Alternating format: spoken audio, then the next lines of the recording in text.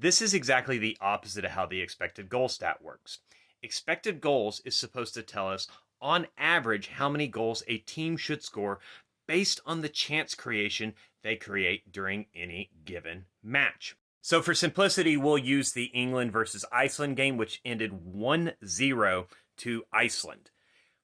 Based on expected goals, we should expect this game to end either 1-1 or 2-1 the majority of times. However, it ended up 1-0 to Iceland.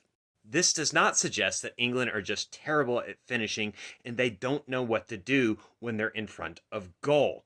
And if anything, it just suggests that on this day, England were probably a little bit more unlucky than they probably should have been, and this game probably should have ended at least in a draw for them. Now, the fact they didn't create more than 2 expected goals does suggest their chance creation was not the best against Iceland. And I know you want to talk about USA Colombia because getting one on the Yanks is your favorite thing, and you guys think I'm just absolutely heartbroken and I'm crying about this game. But I'm not. I'm really just not. It's really just not that big of a deal. When you're more experienced at sports, you actually don't let games ruin your day. I don't know if you guys understand that because you don't really follow sports that closely. But here's the thing. So once again, the expected goals 0.97 for the USA, so round that up to 1 goal, and 1.54 for Colombia, so 1.5 goals. So Colombia, on average, would be expected to score 1 to 2 goals in this game. They scored 5. So they're finishing at a rate that's way above what they should be expected to. The USA scored about as much as we should be expected to. So a more likely result of this game is either a 1-1 draw or a 2-1 win for Colombia. So what this game didn't actually represent was that Colombia are just amazing in front of goal. They're just incredible finishers, and that's what happens when you face a team that has amazing finishing ability. No, it just doesn't.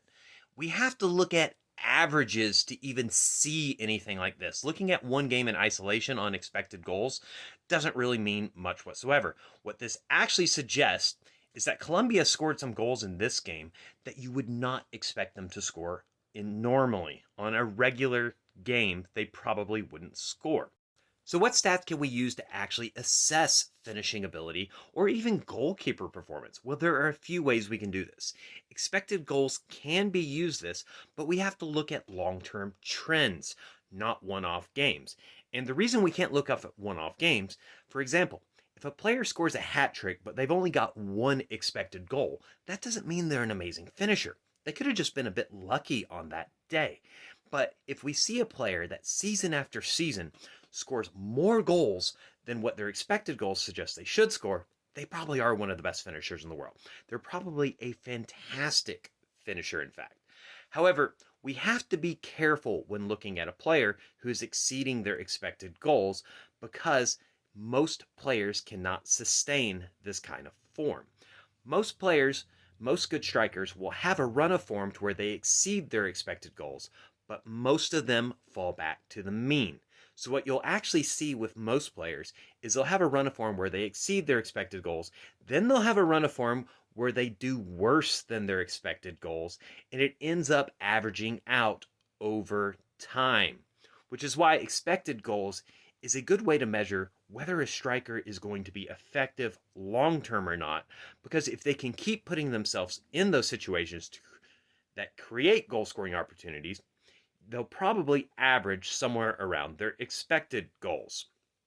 But there is another metric that we can use, and it's called expected goals on target. And what does expected goals on target measure? Well, this actually does measure finishing ability to one degree or another. Because what expected goals on target measures is how many goals you would be expected to score based on the placement of the shot on the goal from that distance. So, for example, if you're putting most of your shots into the top corner, you're going to have a lot higher expected goals on target than someone who's putting most of their shots directly at the goalkeeper. And this is a good way to distinguish high-level finishers from low-level finishers. Now, this metric is still very, very flawed for a variety of reasons. For one, there could be players that are hitting 40-yard bombs into the top corner, but the keeper's still getting fingertips on most of them, so they're not scoring. And then they're missing a lot of sitters in front of goals, which would make their expected goals on target still look better than it actually is. But also, it's not measuring their expected goals off target because it's expected goals on target. Now, for goalkeepers, probably the best metric we can have is expected goals against. However, once again, we can't use one off game because every goalkeeper has a bad game where they let in goals that they probably shouldn't have. However, if we look at entire seasons or even better, multiple seasons in a row, we can find trends. The best goalkeepers in the world will be letting in less goals than what is expected to be scored against them. And weaker goalkeepers will let in more goals than what's expected to be scored against them. So, as usual, most people will be on the mean. They'll revert back to the mean. Some will have a good stretch of form to where they're conceding less, and some will have a bad stretch of form where they're conceding more.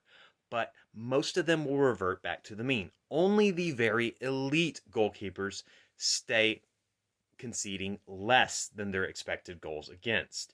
And the ones that are consistently conceding more goals than they're expected against, they end up losing their jobs. But at the end of the day, stats are just stats. However, stats do help us understand the game more. And the reason is when we're just watching the game on its own, it's subjective. Stats allow us to make more objective analysis over the game. And I know someone's going to call me a stat merchant and all that, but that's just simply sporting anti-intellectualism, which is super popular in TikTok. In fact, anti-intellectualism is rewarded on this app because most of you don't know what the hell you're talking about.